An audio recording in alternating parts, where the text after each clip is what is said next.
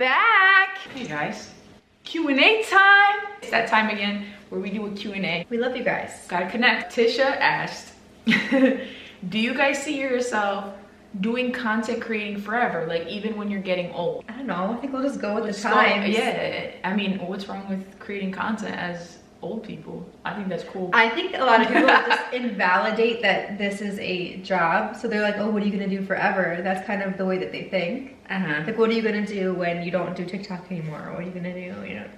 We'll just go with the flow. We really don't. We just go with whatever works. What we've been doing this whole 3.5 years together. We just going where it takes us. Where the universe takes us. Do I think we are gonna stop showing our life even as we're older? No. We're here to empower people. It doesn't stop because we get older. Also, social media is never gonna end. It's not going anywhere. It's just gonna continue to grow and elevate as technology grows. There's always gonna be something there. Have you ever had someone notice you out in public and stop you fangirling and be like, oh my God, Rhea? All the time. It's super sweet.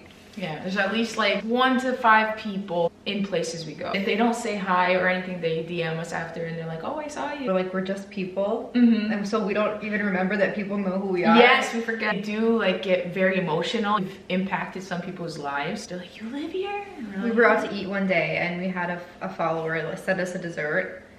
And when we came to say hello to her, she was just so like grateful. She was just like, thank you for what you do. Keep being you. And it was her son's birthday and she still was so kind to send us a dessert. It was just, that's the impact you make, and it makes us want to keep And if she going. watches this, we're still grateful for you for doing that. We love you. How did we meet? TikTok. Yeah. We met during the pandemic. You came in my lives first and then I edit you. See, you have better memory than I do.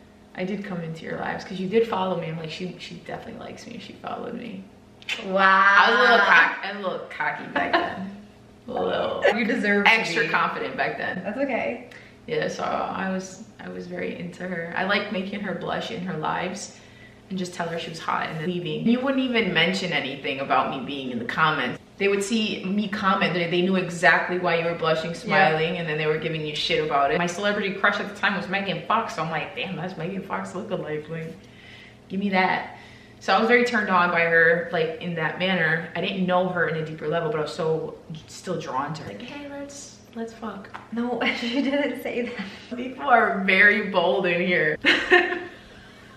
Swatwald asked, what helped you the most while healing in your relationship? My faith in Rhea and just my trust in her and our path is what helped me the most, because there were a lot of trials in our healing. I needed to remain grounded in knowing that she was very dedicated to wanting to heal, because if she didn't show effort towards it, we would not be here. We would never have made it, because it was so hard. What helped me was your patience, your unconditional love towards me. You loved me knowing the real me behind the darkness, right? Yeah. So you knew that version of me before I even got to know that version of me. Never got to be her, really. I was always in flight or fight. I can't lose somebody who's fighting so hard for me. I was like, no one's ever showed me that, ever in my life.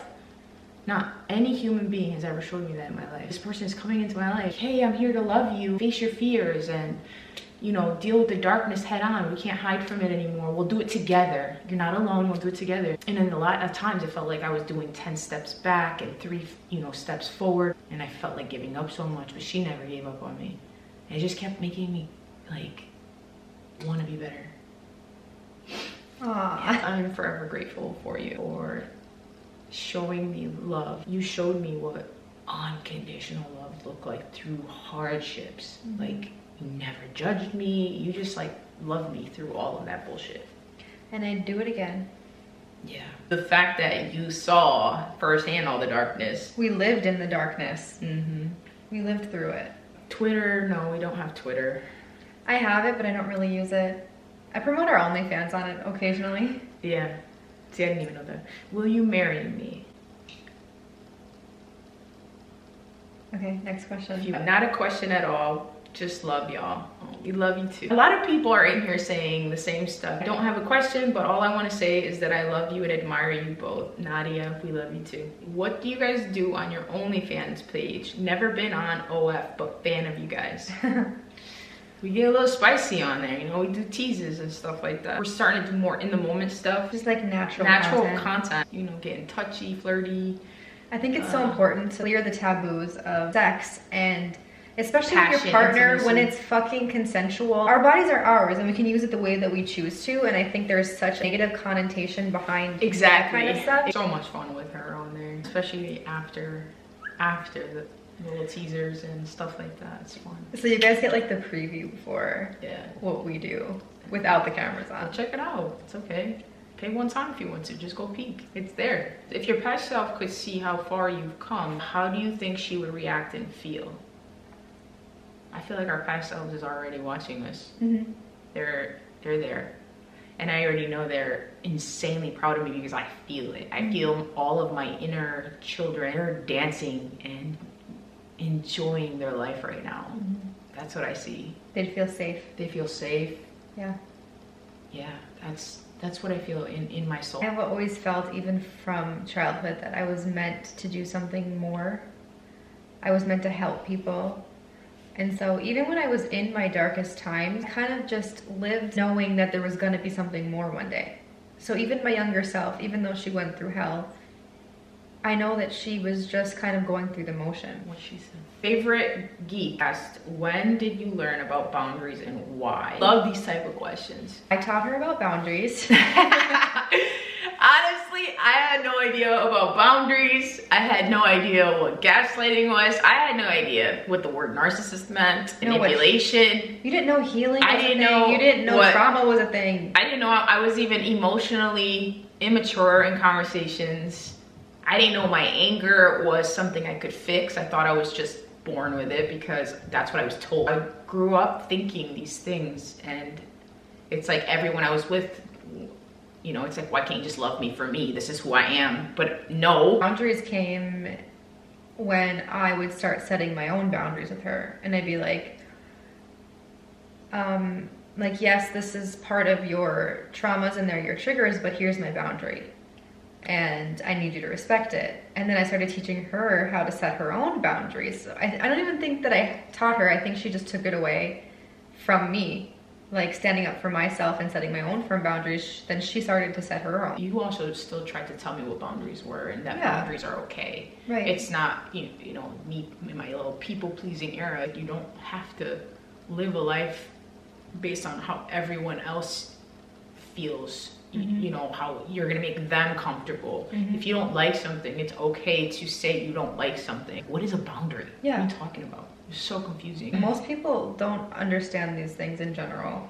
No. It's not something that we're taught growing up. We weren't growing up in an emotionally mature home where we were taught even how to have conversation. That's true. I mean, we did live in my parents' home for like 2.5 years, so she saw me get walked all over and taken advantage of consistently, and it was her way of like, you know, you got to stand up for yourself. It's okay to say no. It's okay, you know, to stand up for yourself completely. And I did that eventually, you know, we got there. Any tips on boundaries? Yes. Stand up for yourself and do it without regret. They're not your burden to carry. They're used, whatever they want are not your burden. It's not your problem. Agreed. So just do it. I mean, that's our tip. You gotta just do it. It'll feel uncomfortable because you're so used to people pleasing. You're so used to just doing what everybody else wants. And when you choose yourself, your body does, you know, make you feel a little bit uncomfortable because it's not something you're used to doing. But just do it and stay consistent, and I promise it'll feel good. It gets easier. It does get easier. Release the guilt. You don't need to feel guilty for standing up for yourself. Is Amber the dominant one? She looks it right now with them bedazzled stuff and her titties hanging out and her black hair right now. She looks like she is. Don't let her fool you. Sometimes. I try not to giggle when she does it though. It's so hard. I want to be dominant and she won't let me. I do let her sometimes. Very much sometimes. Like in the 3.5 years, I've let her maybe twice. Literally. And then she will laugh. So it's like, what? And then I'll be like, I like fucking it though. strapping her hands back and tying her up, and she's laughing. I don't know. And then I'm like, why. okay, fine, then you take over. And she's like, no, keep going. How am I gonna keep going if you're laughing at me? Like, I can't. Take me seriously or shut the fuck up. As she got her fucking heel on my throat. These questions. How long do you both have sex as a lesbian couple? I don't know what that means. Are you talking about timeline? How long does sex last? Lasts as long as we want it to. Sometimes days. Sometimes a whole 24 hours. It can last however long we want it to. Do you believe in parallel universe where the other versions of us exist? Yes. Yeah. We believe in all of it. We believe that there's no way to not believe these things. It's just too vast. There's just too much for us to even comprehend. Our human brain can only understand so much. True. It's very complex. I think it would be kind of naive to say those things don't exist. Mm-hmm. Oh yeah, they do. There's different versions of us in every realm. Literally, there's all of it. We could have taken so many different paths, and those paths all exist. American Heart asks, what do you think about being friends with an ex? We're not friends with exes. I would be friends with my ex-husband in a way that it was like, just like... Because you have kids with him. Right, so yes. I would be friends with her ex. If you didn't. A husband, I'd be friends with my ex-husband, just in a way that it'd be like cordial and we can get along and like go to events together. Because even like my ex and I, we ended up like sitting next to each other like during my son's basketball games or football games or whatever. And it's not like we have a friendship, but it's just cordial. And our kids, it looks healthy to our children, right? Yeah, I mean, because we want our kids to see that we get along and we respect each other. And because if I'm not respecting him, then I'm not respecting them. Because I don't think they should still... They're an extension of him, you know? Yeah, I mean, that's for that. But if it was anything outside of that, I don't think for us we would ever be friends with exes. As far as like the women that we dated, nah, I'm good. No. Ivy asked, when did you both realize you were gay? Any particular moment or event? I love your love so much. We love you too. I knew I was into girls when I was a little girl, but I thought I was just like exploring. Well, I thought I was a weird girl. I didn't know. I thought I was just like, ooh, let's play house, and I would just like enjoy it with other girls. Another taboo thing. Yeah, no one had that conversation really, and so that led up into high school. I was still doing the same things, and even into college. And like I always say, I was with men because it was like a void that I was trying to fill for that masculine representation of a dad that I didn't have in my life. And so I knew I was into women, but when TikTok came out and everyone was like so open and honest with their sexuality, I was like, I would be lying to myself to keep lying about my sexuality. And like, I was so inspired. I think you understood, you had like an awakening. It was 100% an awakening. Yeah. I was in kindergarten and I had a crush on this one girl in my class. And then from then on, I just never had any crushes on anyone other than girls. So pretty much it. And they didn't come out for a very long time. Tatted Mommy for Life said, you know, you and Rhea are amazing and I adore you both. Today is my birthday. I wish I could meet you. Well, happy birthday. Oh, wow, a lot of sexual questions. It's gonna be rated R. Becky Bex 444.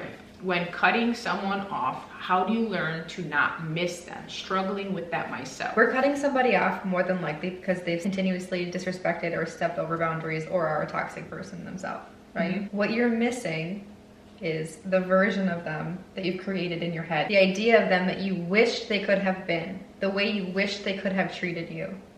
It's not that you're missing the disrespect and the way that they made you feel, because you wouldn't be cutting them off if they had treated you well and respected boundaries. Right. You keep reminding yourself that I don't actually miss the way I was feeling with them. What I'm missing is who I thought they could be. And you have to just mourn that part of them. I've just learned to accept it. It feels more 100% peaceful without those people in my life. So I understand. I'm like, this is for me. This is best for me and my life and my family. It just works this way. Yeah. So for me, it's very peaceful, and I don't miss the toxicity. I think of all the bad shit, and our mental health is 100% priority. Like, I don't care who the fuck you are and how close you were to me, what in this 3D of a life, mom, dad, whatever, I don't care. My life is my life, my peace is my peace. Choose yourself. Yeah, your feelings are valid, but don't hang on to that feeling. Grieve it and then let go, release. Life of Andrea said, what quirky habits do you have that no one knows about? Okay, here's a really weird one I told Rhea about recently. When people are speaking, or when Rhea's speaking to me, I, like, without thinking about it, I'm writing the words out on my leg or on my arm or on her leg. Like, when she speaks them, I start writing them with my finger. And the funny thing is, I've never noticed it. I always thought she's just like touching me, and I didn't know she's spelling what I'm saying. Bro, I don't know why I do that. It's so weird. It's truly so weird, and I can't stand it. Why? It's cute. No, because now I notice it even more often, and I stop myself. I'm like, oh, this is such a weird habit. When I eat, whatever I have in my hand, I always do this after I bite it. Like, I'm just like this, and then like all my hand does is like this. It's like she's shaking crumbs, but there's no crumbs. Something else that I do when I'm eating, I put my hand like this, and I like lay it in my lap. Like this. I don't know why. You do. I don't know why I do that. You do. It's so weird. I'll do this, like when I'm talking and stuff like that. It'll just be like sitting there, like this the whole time. So I'm like, can we try that? And she's like, why are you doing that with I'm me? like, you're so gay. She has like a shit ton of chapsticks all over the house, under the bed, everywhere. I keep them under my pillow. Would you rather be attacked by a bear or a swarm of bees? A swarm of bees. Yeah. 100%. Yeah, fuck, bears scary. Like, bears are about to kill me. I'm not allergic to bees, so I feel like I could outrun them. We can try to outrun them, but yeah. You ain't outrunning no bear. I'm dead. Do you speak a little English? Love you so much, Romina. Do we speak a little English? Yeah. Rhea's first language is Albanian. Yeah, I grew up learning only Albanian. When I went to kindergarten, I really didn't know English too well. First grade, we stayed back in first grade because of a language barrier. So I ended up learning English here. My English is not great still. She thinks it's cute. I want to say that. She does it in a cute way. And like, I'll say a sentence and in my head it makes sense. But she'll repeat the sentence and start laughing, and it's completely broken English. Like, it makes no fucking sense at all after she says it. I'm like, I said that? And she's like, yeah, you said that. And we'll also burst out laughing. I'm like, I don't even realize I do it. I'll give you an example. This is the one that kills me every time. One day, we had made pasta for dinner, and so we were gonna have some leftovers for the next day. So Rhea packs Ayla's lunches, and she goes, Ayla, do you want some pasta for Parmesan? And I was like, would you want some Parmesan for your pasta? She's like, yeah, same thing. I was like, not in English. That's not the same thing. Natalie asked, can you manage it well to forgive people who hurt you in your past? We have forgiven people in our past for ourselves, not directly for them. It's for us to just like release that negativity and get our power back, because they don't deserve that energy of us to torture ourselves. We have learned, and it's taken time. Okay, it's not like you can just make this happen. It's taken a lot of work. We have learned to forgive all of our past. We learned to validate our own experiences on our own, and that we don't need any validation from people in our past. We set boundaries when we're hurt by people, because that is us standing up for ourselves and knowing our worth and our value. If you continue to allow people back in after they've hurt you, it shows those people that you will enable that behavior. So sure, you can forgive them for yourselves, but allowing them back in continuously over and over, it just leaves open a karmic cycle for those things to continue to occur. I've gotten the sorries and I've been validated, but the actions never changed. It was like the same stuff. It was a repetitive cycle. It's like, okay, so, you know, it only stops if I put a stop to it. That's the boundary. Let's do the scissors because that's the most important part. How did you come out? And did you have mixed feelings about coming out? At the age of 26, I had enough of being somebody that I wasn't anymore. I was with this one person and they saw me with her a lot and they just already knew. And this was after my second marriage to my daughter's father, after I got divorced. And I was just like, yeah, I am. And they already knew. They already knew. It wasn't a shocker. My daughter inspired me to to just be myself, even though it was hard. I needed her. Maida asks what the secret of our continued love is. Communication is one. Making each other a priority. Yeah. Living a lot in the moment and being present. Mm-hmm. Making time for each other. The passion. The passion, yeah. I mean, there's a lot that has to fall into place. So it's not really just one thing. I agree. Us continuously working on our healing and like being very dedicated to being the best versions of ourselves. Yeah. That's what we do. We push each other all the time. We don't enable each other. We're constantly challenging each other. We're each other's cheerleaders too. We're cheering each other on too. So we're each other's best friends. Sherry asks, what place would we like to visit that we haven't been to yet? We haven't been to many places. Everywhere. We have so much on our bucket list. It's crazy. But what's like the one that you would die for? Probably somewhere like Bora Bora. Somewhere similar to Maldives, because obviously that's not safe for us to go there. But definitely like that in the middle of the water, like that. Like on a hut. Yeah, on a hut. Yeah. Also a backpacking trip. I really want to go to Switzerland. I know Switzerland. Because it looks so gorgeous there. I'd like to go to like really cultured places like Africa and Ireland. And that's true. I want to see like people's real culture. I want to be submerged in it. Yeah. I just have like this like intense I want to see people want to like appreciate people's culture. Yeah. Can you be my friend? Yeah. Prissy Bree, can you be my TikTok parents? Yes, of course. Are y'all early risers?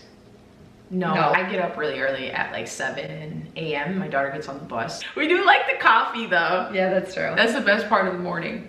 Love 3 me for me. That's funny. What are you most proud of navigating as a person or a couple? I mean, it's pretty obvious. Our healing journey. How far we've come. Yeah. From where we were to where we are now. Fucking. You deserve to be proud. Hell yeah. You guys don't understand. They will when your book comes out. Hell yeah. On top of that, I'm most proud of navigating being a traveling mom and being able to split my love at a distance and being able to travel and finding a way to provide for my children both here and there, getting an apartment in another state, traveling every month. Like, I am so proud. He came up to you and said, oh, you're gonna own an apartment there and you're also gonna, when we first met. I would be like, how? How am I gonna do that? And so now that it's reality, I'm like, everything's possible. I'm so proud of myself. I'm proud of you too. Thanks, babe. Jake Holmes, 620. What has been the hardest thing for you both to overcome in your self-love journey? Mine was judgment. I used to care too much. I think you're right. That's everybody's. That's very hard for people. Judgment's like fucking hard. I cared so much that I was showing up as who I thought people would want me to be.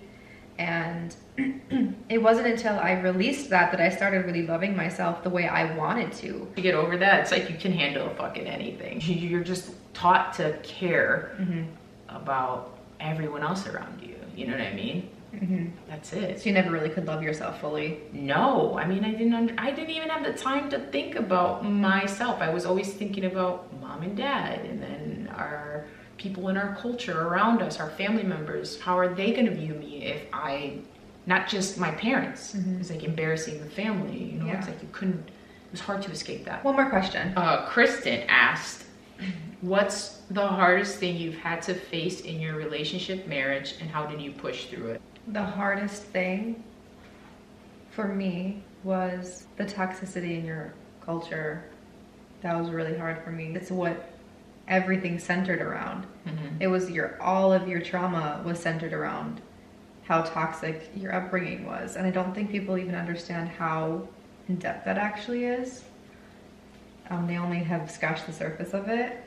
But I was immersed in it. It became part of my trauma as well. What was hard for me was hurting you during my healing. That was the hardest part for me because it's not easy. You don't want to hurt the person you love the most and that cares about you the most. So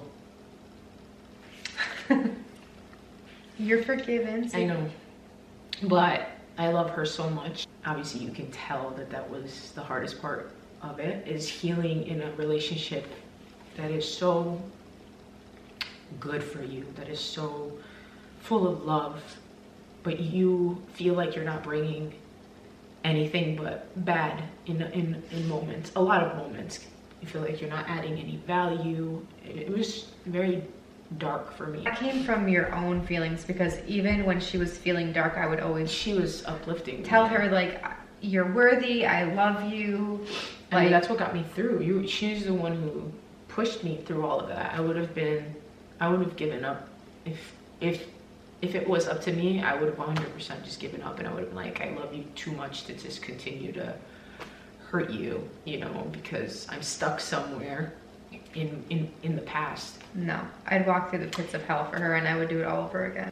That's part of our journey, though. It is, but I'm proud of where we are today, and I know she is, and I know there's no hard feelings. She is completely been kind about it. It's never made me feel guilty or bad about it. That's what I love about her. No one can top her.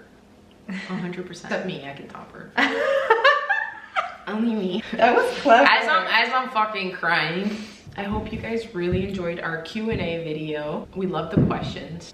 Is that our dog? Hopefully the next time we do this, we'll be able to answer everyone else's questions. You guys are the best. And there was a lot of sexual questions on there. We love those. You can get those answered on that page if you want to go there on OnlyFans. We love you guys. Don't forget to comment, like, and subscribe, and click the notification bell so you get notified every time we post a video. For real, like the video. You're watching, like it. You're here already, just stay. Please subscribe. Oh my God, okay. Love you guys. Love you, bye.